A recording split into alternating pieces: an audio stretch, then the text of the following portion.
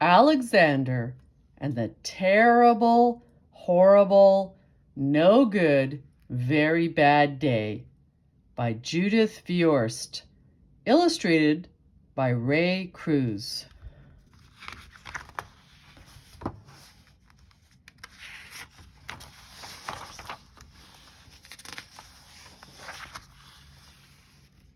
I went to sleep with gum in my mouth, and now there's gum in my hair.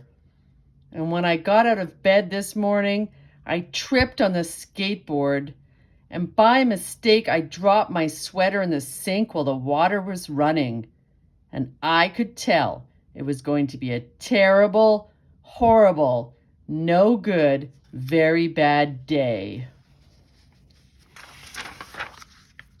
At breakfast, Anthony found a Corvette Stingray car kit in his breakfast cereal box, and Nick found a junior undercover agent code ring in his breakfast cereal box. But in my breakfast cereal box, all I found was breakfast cereal. I think I'll move to Australia. In the carpool, Mrs. Gibson let Becky have a seat by the window. Audrey and Elliot got seats by the window too. I said I was being scrunched. I said I was being smushed. I said if I don't get a seat by the window, I'm going to be carsick. No one even answered. I could tell it was going to be a terrible, horrible, no good, very bad day. At school, Mrs. Dickens liked Paul's picture of the sailboat better than my picture of the invisible castle. At singing time, she said I sang too loud. At counting time, she said I left out 16. Who needs 16? I could tell it was going to be a terrible, horrible, no good, very bad day. I could tell because Paul said I wasn't his best friend anymore. He said that Philip Parker was his best friend and that Albert Moyo was his next best friend and that I was only his third best friend. I hope you sit on a tack, I said to Paul. I hope the next time you get a double-decker strawberry ice cream cone, the ice cream part falls off the cone part and lands in Australia. There were 2 cupcakes in Philip Parker's lunch bag, and Albert got a Hershey bar with almonds, and Paul's mother gave him a piece of jelly roll that had little coconut sprinkles on the top. Guess whose mother forgot to put in dessert? It was a terrible, horrible, no good, very bad day. That's what it was, because after school, my mom took us all to the dentist, and Dr. Fields found a cavity just in me. Come back next week and I'll fix it, said Dr. Fields. Next week, I said, I'm going to Australia. On the way downstairs, the elevator door closed on my foot.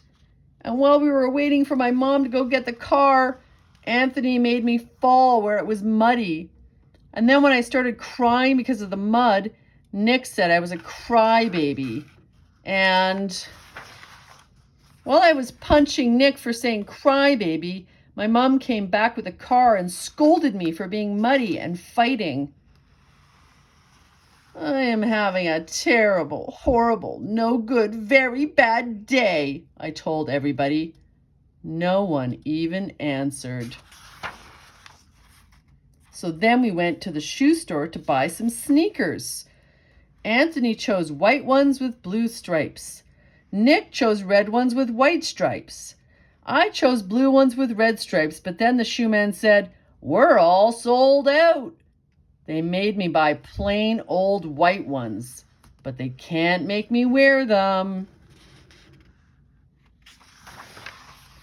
When we picked up my dad at his office, he said I couldn't play with his copying machine, but I forgot.